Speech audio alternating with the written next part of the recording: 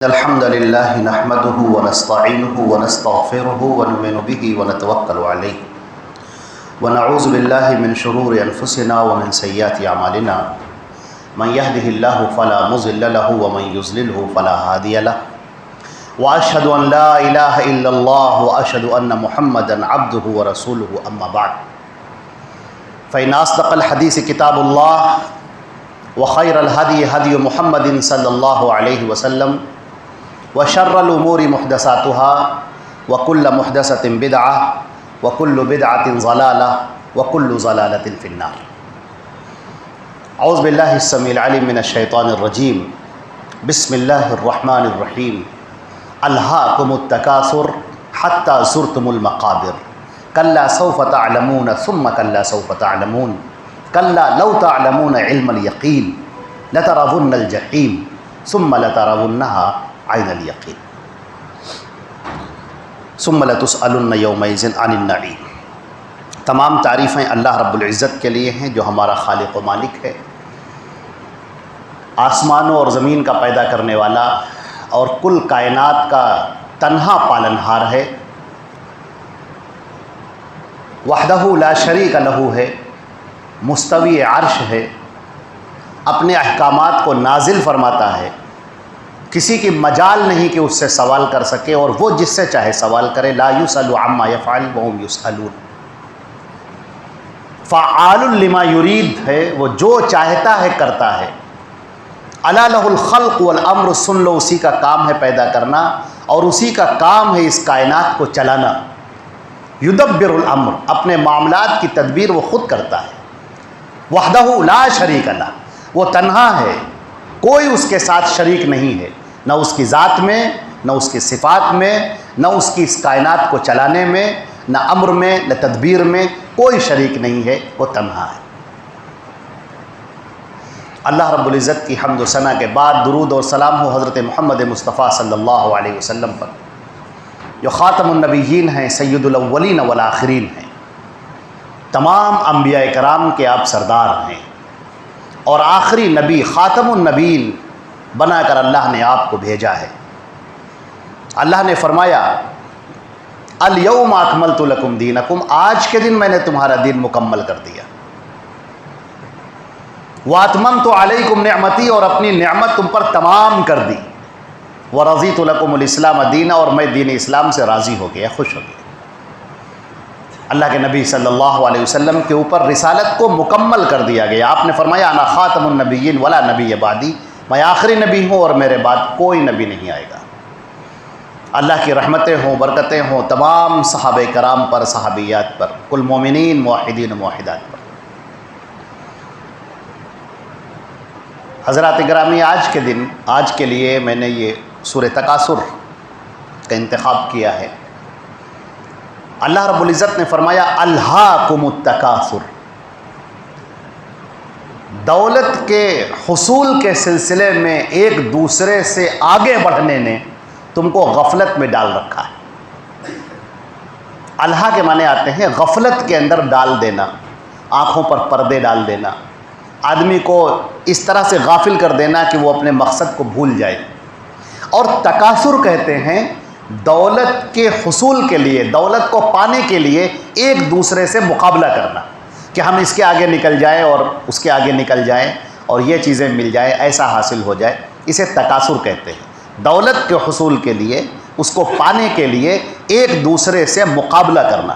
اللہ تعالیٰ فرماتے ہیں کہ تم دولت کو پانے کے لیے اسی طرح مقابلہ کرتے رہو گے. اس چیز نے تم کو غفلت میں ڈال رکھا ہے، یہاں تک کہ حتی زرتم المقابر، یہاں تک کہ تم قبر کے اندر پہنچ جاؤ گے. کلا سوف تعلمون، ہرگز نہیں، ان قریب تم جان لو گے. پھر ہرگز نہیں، ان قریب تم جان لو گے. ہرگز نہیں، کاش کہ تم جان لیتے اور یقین کے علم کو حاصل کر لیتے. یقیناً تم جہنم کو دیکھو گے، یقیناً تم اسے دیکھ کر یقینی علم حاصل کر لو گے، اور پھر تم سے ان نعمتوں کے بارے میں سوال کیا جائے گا.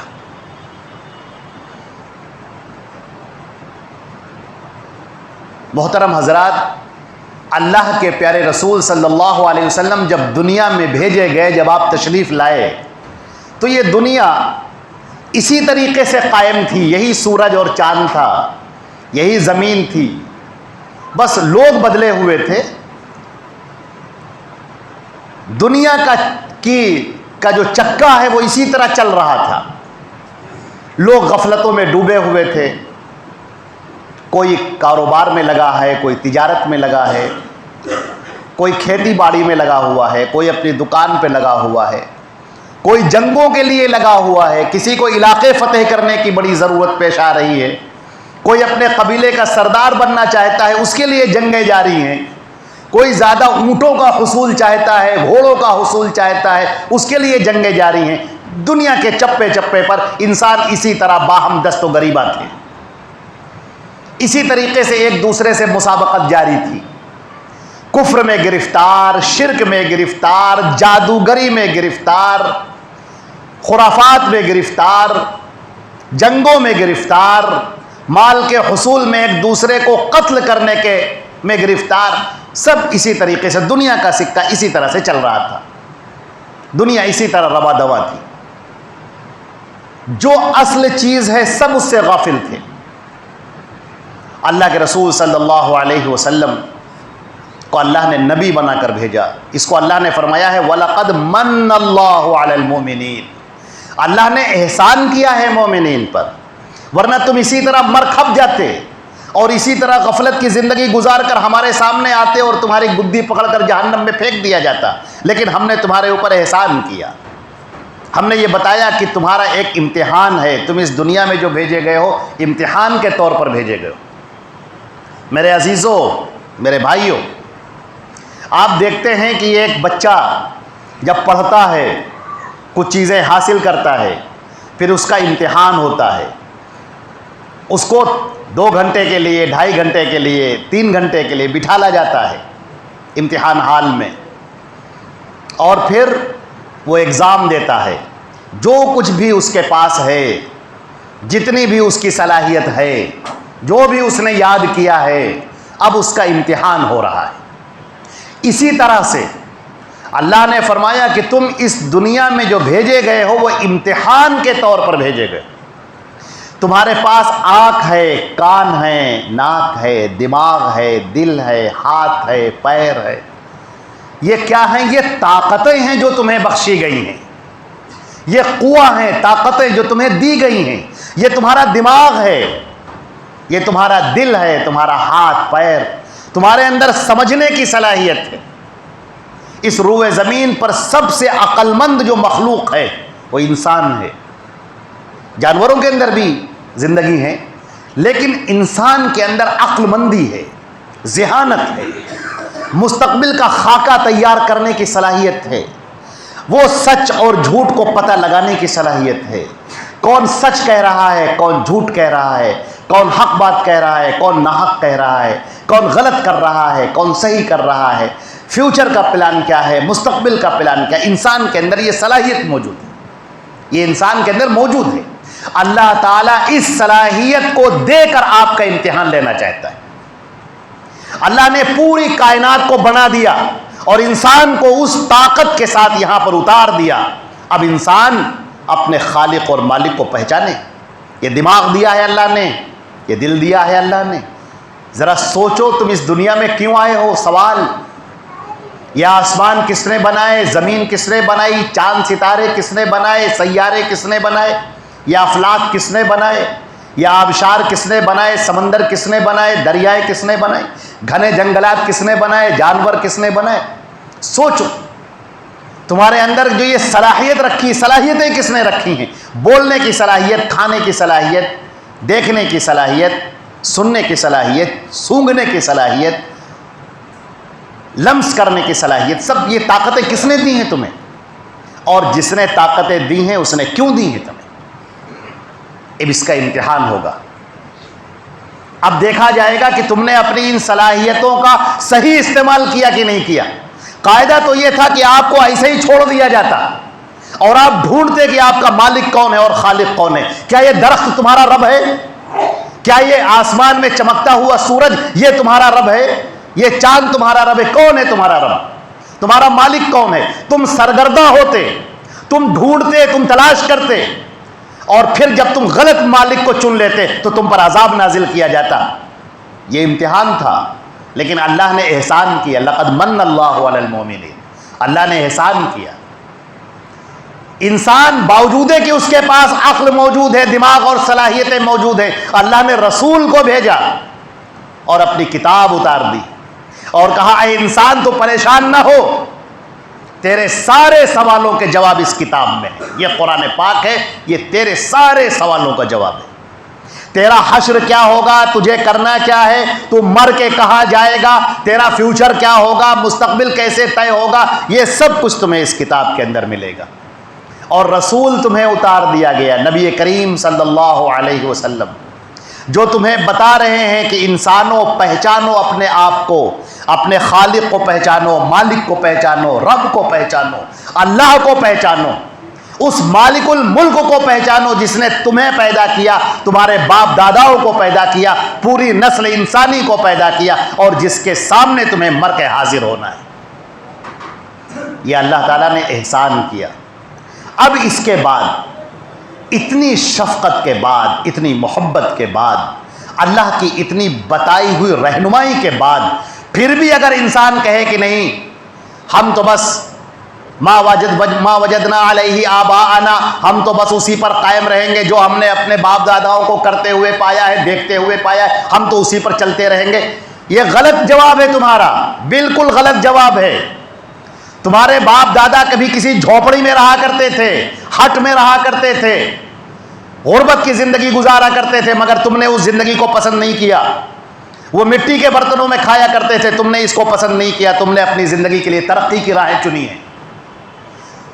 تم چاہتے ہو کہ ہم اپنے باپ اور دادا سے آگے بڑھ کر نکلیں اور مزید آگے جائیں، تم ترقی کی راہیں چننا چاہتے ہو، مگر جب دین کا معاملہ آ جاتا ہے تو فوراً کہتے ہو نہیں ہم تو اپنے باپ دادا کے دین پر قائم ہیں۔ کیوں اپنے باپ دادا کے دین پر قائم ہو؟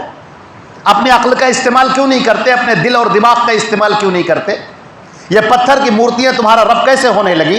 یہ کیسے خالق و مالک ہیں جن کے اوپر مکھی بیٹھ جائے تو یہ اڑا نہیں سکتے، ان کے آگے کھانا رکھ دیا جائے چوہا ان کے آگے سے کھانا لے کر چلا جاتا ہے اور یہ اس کو روک نہیں سکتے، تم اس کو پکارتے ہو، ان کو آوازیں دیتے ہو جس کو تم نے اپنے ہاتھوں سے خود تراشا ہے، بنایا ہے۔ کیا اتنی بات تمہاری سمجھ میں نہیں آتی؟ وہ انسان جو اس زمین پر تھا، بیمار تھا، محتاج تھا دوسروں کا، لوگ اس کو اٹھاتے تھے، پلنگ پر بٹھاتے تھے، اس کو کھانا کھلاتے تھے، پانی پلاتے تھے، وہ بیمار تھا، اور اس کے بعد جب وہ مر گیا تو تمہارا پیر ہو گیا۔ اب وہ مصیبتیں دور کرنے لگا، پریشانیاں دور کرنے لگا، مشکل کشا ہو گیا، تمہاری عقلیں کہاں چلی گئی؟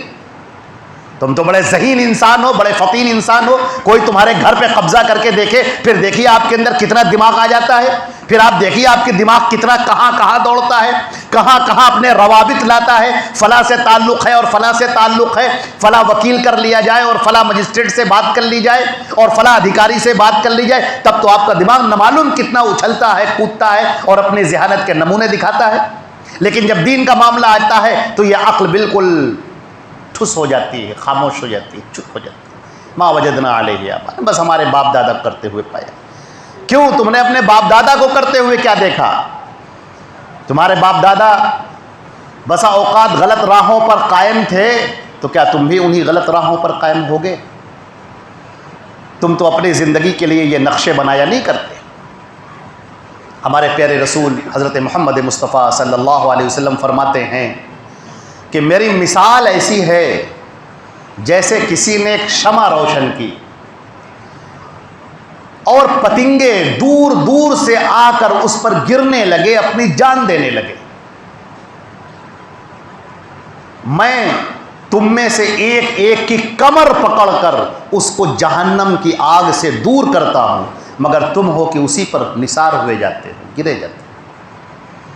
اللہ کے نبی صلی اللہ علیہ وسلم کا درد محسوس کیجئے، کن الفاظ میں آپ نے کہا ہے کہ میں تمہیں جہنم سے دور کرنا چاہتا ہوں مگر تم جہنم کے اندر کودے جاتے ہو۔ اب کیا ہو سکتا ہے؟ یہ زندگی جو آپ کو دی گئی ہے یہ امتحان ہے، یہ زندگی امتحان کے طور پر دی گئی ہے۔ لیبلوکم ایکم احسن عملا.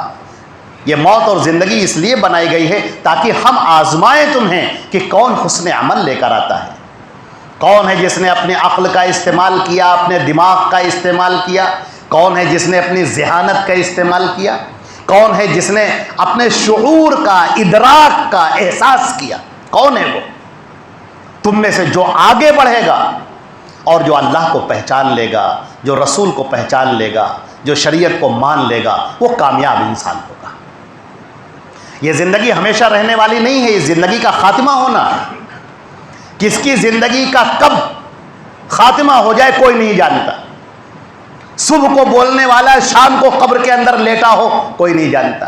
جب آپ شام کو رات میں بستر کے اوپر لیٹے ہوں کوئی یقین نہیں ہے کہ آپ کی آنکھیں کہاں کھلیں گی، قبر کے اندر کھلیں گی یا بستر پر کھلیں گی، کوئی نہیں جانتا.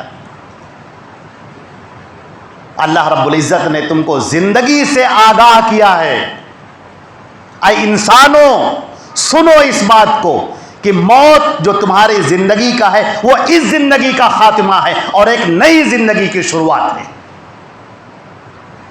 یہ جسم جس کو تم لیے ہوئے چل رہے ہو، تمہاری روح اس جسم کو چھوڑ دے گی. یہ جسم یہاں پر پڑا رہ جائے گا اور تمہیں دوسری دنیا میں منتقل کر دیا جائے گا، اور وہ جگہ امتحان کی نہیں ہوگی، امتحان کی جگہ یہ ہے. اب تمہاری زندگی کا جو ریکارڈ ہوگا، تمہاری زندگی کے جو اعمال ہوں گے، اب اس کی بنیاد پر فیصلہ کیا جائے گا کہ تمہیں کہاں رکھا جائے. تمہیں مہمانوں کے ساتھ میں رکھا جائے یا تمہیں مجرموں اور گستاخوں کے ساتھ میں رکھا جائے. اور اس کے بعد ایک وہ دن آئے گا جب یہ پوری دنیا فنا کر دی جائے گی، سب ختم کر دیا جائے گا، کوئی باقی نہ رہے گا. یوم تبدل الارض غیر الارض، یہ زمین اب ویسی رہے گی نہیں جیسی ہے، یہ بدل دی جائے گی بالکل. وہ قیامت کا دن ہوگا اور اس روز اللہ رب العزت اب انصاف کے ساتھ تمہارا فیصلہ کرنے کے لیے تیار ہوگا. مالک یوم الدین، جو اس جزا کے دن کا، فیصلے کے دن کا تنہا اکیلا مالک ہے، تنہا اکیلا.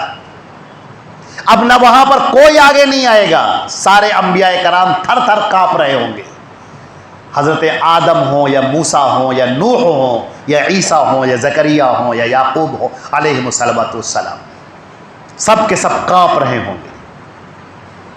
آج حساب کا دن ہے. دنیا کے اندر جو تم نے کیا آج اس کے حساب کا دن ہے.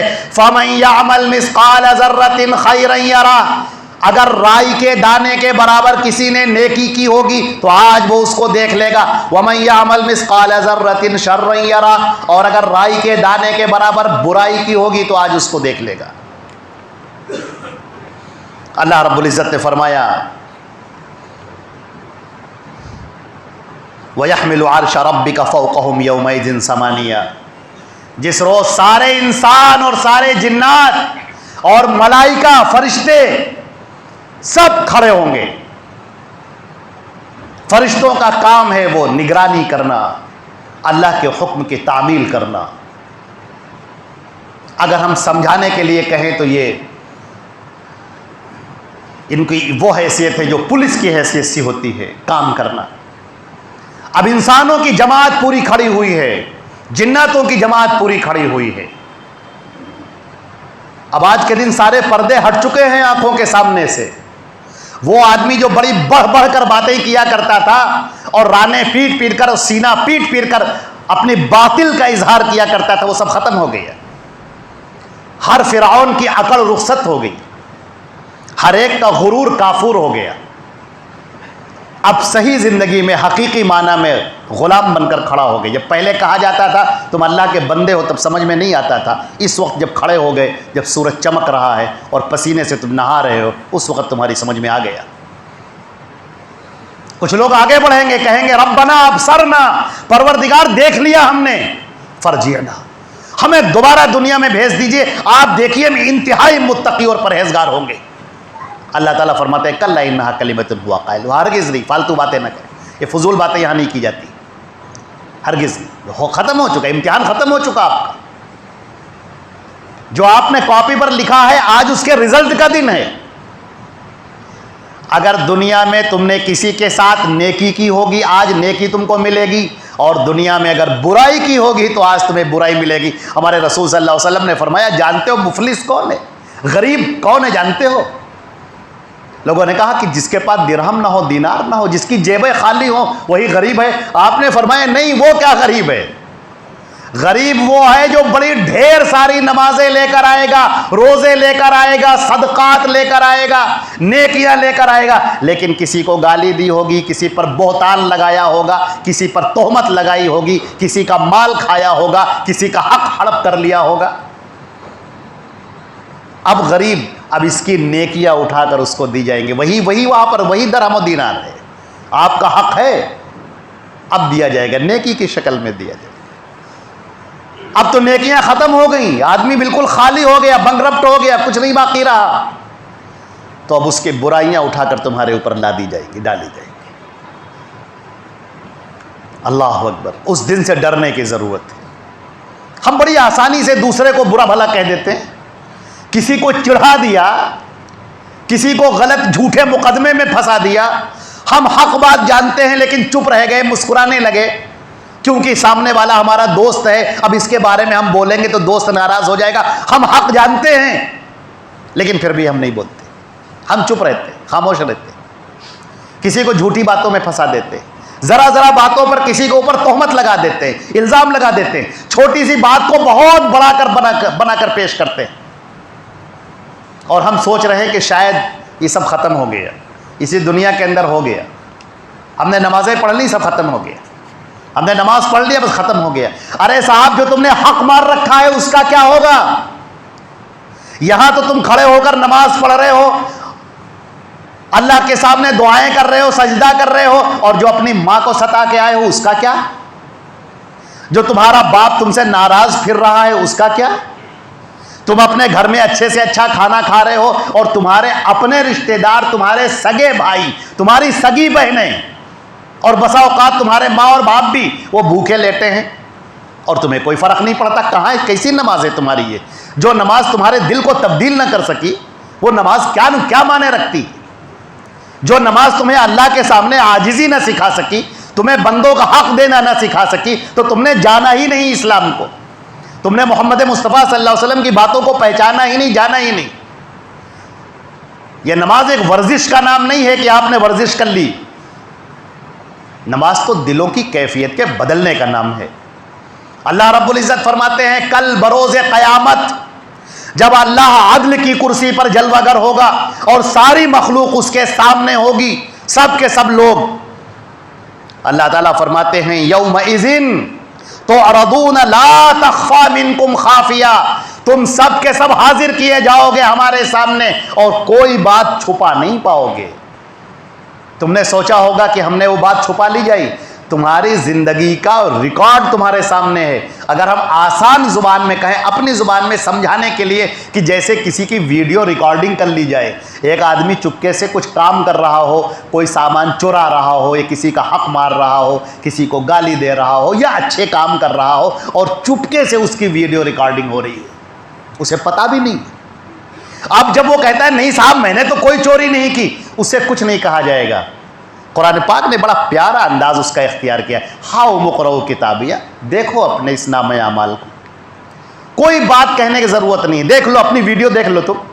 اب تمہارے سامنے وہ ویڈیو چلا دی گئی اور تم نے دیکھا ارے یہ کب تیار ہو گئی، یہ کب بنا دی گئی، اس کا تو ہمیں پتہ ہی نہیں تھا. عزیزان گرامی، آپ نیک کام اگر چھپ کر کریں یا برے کام چھپ کر کریں، اللہ کی نگاہوں میں کچھ بھی پوشیدہ نہیں ہے. تمہاری زندگی کا ایک ایک لمحہ سب ریکارڈ کیا جا رہا ہے، سب لکھا جا رہا ہے. جو منہ سے بول رہے ہو وہ بھی لکھا جا رہا ہے، جو عمل کیا جا رہا ہے سب لکھا جا رہا ہے. اللہ تعالیٰ فرماتے ہیں فَأَمَّا مَنْ أُوتِيَ كِتَابَهُ بِيَمِينِهِ فَيَقُولُ هَاؤُمُ اقْرَءُوا كِتَابِيَهْ، جس کا نامہ اعمال اس کے داہنے ہاتھ میں دیا جائے گا اور اس سے کہا جائے گا پڑھو اپنی اس کتاب کو، دیکھو اس کے اندر کیا لکھا ہے.